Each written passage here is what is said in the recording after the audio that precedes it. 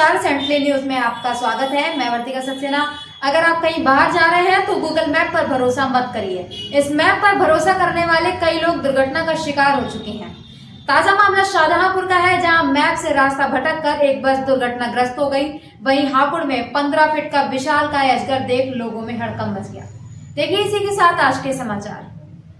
शाहजहांपुर के तिलर थाना क्षेत्र में आज उस समय बड़ा हादसा हो गया जब नेपाल के बंडी से एक प्राइवेट बस जालंधर जा रही थी। तभी बस अनियंत्रित होकर सड़क से नीचे गहरी खाई में चली गई। गनीमत यह रही कि कोई जनहानि नहीं हुई और न ही कोई यात्री गंभीर रूप से घायल हुआ। गौरतलब है कि 50 यात्रियों को लेकर एक प्राइवेट बस नेपाल से जालंधर जा रही थी। तभी गूगल मैप से गलत रास्ता देखकर ड्राइवर नेशनल हाईवे से भटक कर तिलर के निगोही ग्राम पर चला गया, जहाँ डंडिया बाजार के पास ये दुर्घटना हो गई। सूचना पाकर पुलिस अधीक्षक राजेश द्विवेदी फोर्स के साथ मौके पर पहुंचे और राहत बचाव कार्य का जायजा लिया तथा यात्रियों को आवश्यक सुविधा उपलब्ध कराई। हापुड़ के बहादुरगढ़ थाना क्षेत्र में उस समय हड़कंप मच गया जब एक विशाल अजगर पेड़ पर चढ़ता हुआ दिखाई दिया। जी हां, ये दैत्याकार 15 फीट का अजगर स्याना मार्ग स्थित ग्राम डेरा कुटी के एक बाग में दिखाई दिया। राहगीरों व ग्रामीणों ने कल बुधवार को पूर्व प्रधान मलखान के बाग में इस विशाल अजगर को देखा, जो कि एक पेड़ पर चढ़ रहा था। इतना भयानक और बड़ा अजगर देखकर ग्रामीणों के होश उड़ गए। तुरंत ही वन विभाग को सूचना दी गई। वन कर्मियों ने अजगर को रेस्क्यू कर घने जंगलों में छोड़ दिया। हमारे बैठा दे चला जावे चल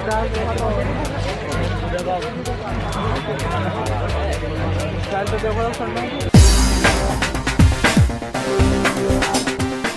शाहजहांपुर में मध्य प्रदेश के आईएएस अधिकारी संतोष वर्मा की कथित आपत्तिजनक टिप्पणी को लेकर ब्राह्मण समाज में भारी आक्रोश व्याप्त है। डॉक्टर विजय पाठक, वरिष्ठ अधिवक्ता राजेश अवस्थी के नेतृत्व में समाज के सैकड़ों लोगों ने कलेक्ट्रेट पहुंचकर विरोध प्रदर्शन करते हुए आईएएस अधिकारी संतोष वर्मा का पुतला दहन किया तथा राष्ट्रपति को संबोधित ज्ञापन एडीएम प्रशासन को सौंपा।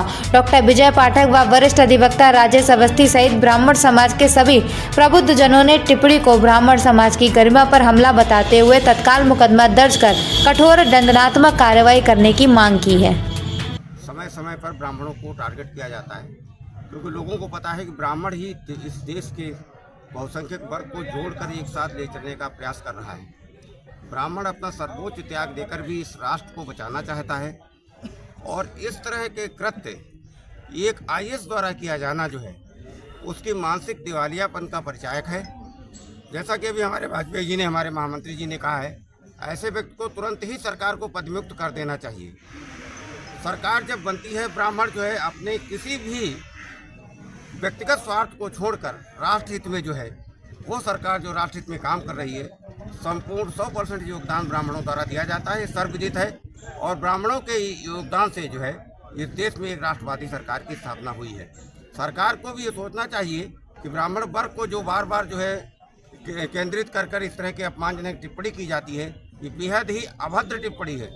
ये ब्राह्मण कन्या के खिलाफ टिप्पणी अभद्र है, इसलिए हम लोग यहाँ नहीं इकट्ठे हुए हैं। ये किसी भी वर्ग की कन्या के खिलाफ अगर कोई भी इस तरह की टिप्पणी देता है तो वो उसके मानसिक दिवालियापन का परिचायक है। ऐसा व्यक्ति निश्चित रूप से जो है किसी संवैधानिक पद पर बैठने के योग्य नहीं है। उसको तुरंत बर्खास्त किया जाए, उसके ऊपर राष्ट्रीय सुरक्षा कानून लगाया जाए और समाज में ऐसे लोगों को जो है समाज आगे आए और ऐसे लोगों को जो है समाज जो है चिन्हित करे और उनका बहिष्कार करे। मैं सरकार से मांग करता हूं, केंद्र सरकार से मांग करता हूं कि वो महामहिम राष्ट्रपति से ये मांग करता हूं कि वो मध्य प्रदेश सरकार को जो है इस बात के लिए जो है वो अपना निर्देशित करे कि ऐसे व्यक्ति को तुरंत ही पदमुक्त किया जाए और उसे गिरफ्तार करके उस पर मुकदमा चला जाए। जैसा कि अभी मीडिया में आया है, उस व्यक्ति के खिलाफ पहले भी इस तरह के कई मामले हैं, कई भ्रष्टाचार के मामलों में, अनियमित धन संग्रह के मामलों में और महिला उत्पीड़न के मामलों में जो है उसका नाम पहले भी आ चुका है। तो ऐसे व्यक्ति के खिलाफ सरकार को पहले से ही कार्रवाई करनी चाहिए। सरकार की उदासीनता के कारण ही ऐसे लोगों का मनोबल बढ़ता है और वो समाज में इस तरह के लोगों को अपमानित करने का प्रयास करते हैं।